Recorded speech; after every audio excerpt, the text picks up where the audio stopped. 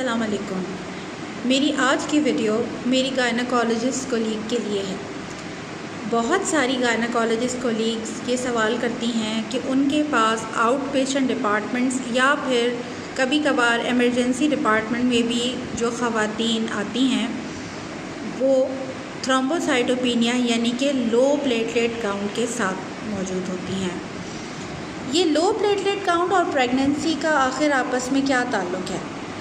कहीं तो गहरा ताल्लुक़ है और कहीं एसोसिएटेड कंडीशंस के साथ इसका रिलेशनशिप है।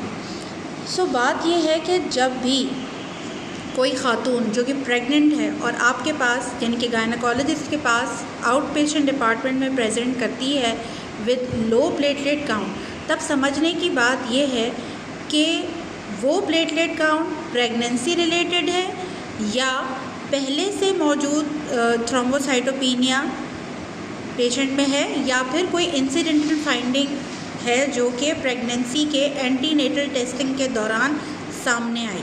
और फिर ये भी कि वो पेशेंट जो कि आउट पेशेंट डिपार्टमेंट में थ्रोम्बोसाइटोपेनिया के साथ आई है वो किस ट्राइमेस्टर में है। ट्राइमेस्टर प्रेगनेंसी के 3 महीने को में डिवीज़न को कहते हैं, यानी कि 9 माह की प्रेगनेंसी के 3 ट्राइमेस्टर होते हैं। पहले 3 महीने पहला ट्राइमेस्टर, बीच के 3 महीने यानी कि 6 महीने पर दूसरा ट्राइमेस्टर और आखिर के 3 महीने यानी कि 9 महीने पर तीसरा ट्राइमेस्टर। तो आइए डिस्कस करते हैं कि प्रेग्नेंट ख़वातीन में थ्रोम्बोसाइटोपेनिया की वजूहात क्या हो सकती हैं। अगर हम डिज़ीज़ वाइज इनको डिवाइड करें तो कुछ चीज़ें प्रेगनेंसी एसोसिएटेड हैं जिसमें जो बिनाइन यानी कि बहुत ज़्यादा परेशान कुन कॉज नहीं है वो है जेस्टेशनल थ्रोम्बोसाइटोपेनिया। जेस्टेशनल थ्रोम्बोसाइटोपेनिया अमूमन प्रेगनेंसी में ही इंसिडेंटल फाइंडिंग के तौर पर सामने आता है। इसमें मरीज़ को कोई ख़ास सिम्टम नहीं होता और आफ्टर डिलीवरी ये यूजुअली नॉर्मलाइज हो जाते हैं प्लेटलेट काउंट। इसमें जो समझने वाली बात यह है कि प्लेटलेट काउंट की जो लेवल है वो 70 से 80 हज़ार के दरमियान रहता है और पेशेंट एसिम्प्टोमेटिक रहता है। फिर आते हैं प्रेगनेंसी एसोसिएटेड कंडीशंस जिसमें हेल्प सिंड्रोम है। हेल्प सिंड्रोम के अंदर haemolytic anaemia, elevated liver enzymes मिल सकते हैं। ऐसी सिचुएशन यूजुअली प्रेगनेंसी के साथ एसोसिएट करती है। प्री एक्लैम्शिया है, एक्लैम्शिया है। इन कंडीशंस के अंदर भी प्रेगनेंसी एसोसिएटेड हाइपरटेंशन है।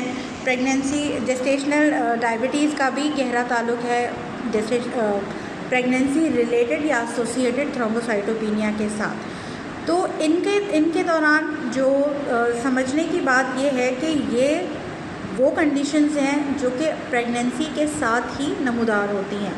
कुछ कंडीशंस जैसे कि आईटीपी हैं और फिर presence of certain viral conditions for example hepatitis B, hepatitis C या एचआईवी और बाज़ औक़ात हेलिकोबैक्टर पाइलोरी के साथ आईटीपी यानी कि इम्यून थ्रोम्बोसाइटोपेनिया की एसोसिएशन ये प्रायर टू प्रेगनेंसी भी प्रेजेंट करती हैं।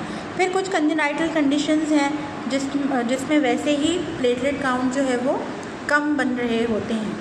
ये सारी चीज़ें जानने के लिए बहुत ज़्यादा इम्पॉर्टेंट है कि पेशेंट किस ट्राइमेस्टर में प्रेजेंट कर रहा है और कितने प्लेटलेट काउंट के साथ प्रेजेंट कर रहा है। जैसे कि मैंने बताया कि जेस्टेशनल थ्रोम्बोसाइटोपेनिया में 70 to 80,000 प्लेटलेट काउंट रहते हैं।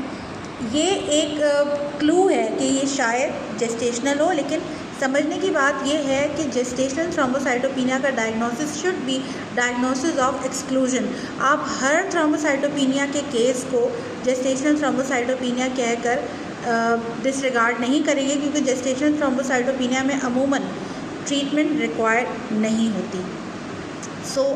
आपको ये जानना बहुत ज़रूरी है यानी कि गायनोकोलॉजिस्ट को कि पेशेंट किस ट्राइमेस्टर में आई है और कितने प्लेटलेट काउंट पर आई है। और अगर पॉसिबल हो या अवेलेबिलिटी हो तो प्री एंटीनेटल काउंट्स भी अगर अवेलेबल हों तो उनको भी टैली करके ये समझा जा सकता है कि ये थ्रोम्बोसाइटोपेनिया प्रेगनेंसी के ही ड्यूरेशन में हुआ है या पहले से ही मौजूद है।